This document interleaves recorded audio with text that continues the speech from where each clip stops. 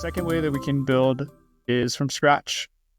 So instead of using a template, maybe I want to define and build out my filters and criteria from the ground up. We can give our audience a name. You can see the dataset group that we are building off of.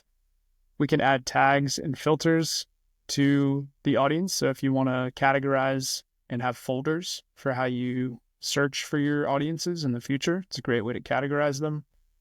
And then in the middle, you can think of this almost like a Notion document or a Google Doc, where we can build out titles, we can give comments, and then we can add all the filters and criteria that are applicable to the segment that I want to build. So maybe I want to start with a header. This could be global audiences. Under global audiences, I can get right into filtering, but maybe I want to add audiences that I've previously created within my GrowthLoop account.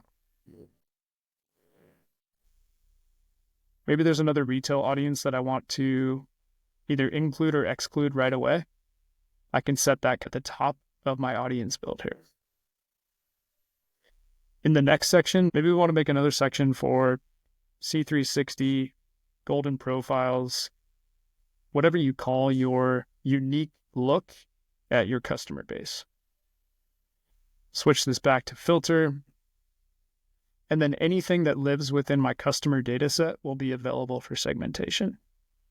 So I could add states that people live in, very easy to point and click on filters or values that I want to include. And then anything else that lives within my customer table is in a nice point and click, easy to see segmentation interface instead of having to write SQL against this data. If my data science team is building propensity models, those can be presented in very easy to use or simple buckets, in this case of product categories. We can add any filter within this data set. Maybe we want to add one last section here for other data sets, and this could be additional data that is not our customer 360 or golden profiles that we want to join to our audience build. We can switch this to data sets, and maybe in this case, we want to include abandoned cart information.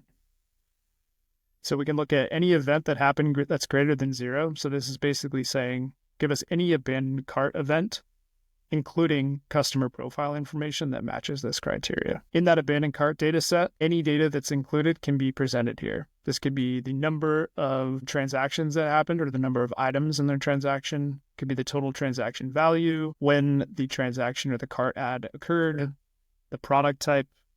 Sky's the limit for how you slice and dice this data, but we can include multiple data sets within one audience build.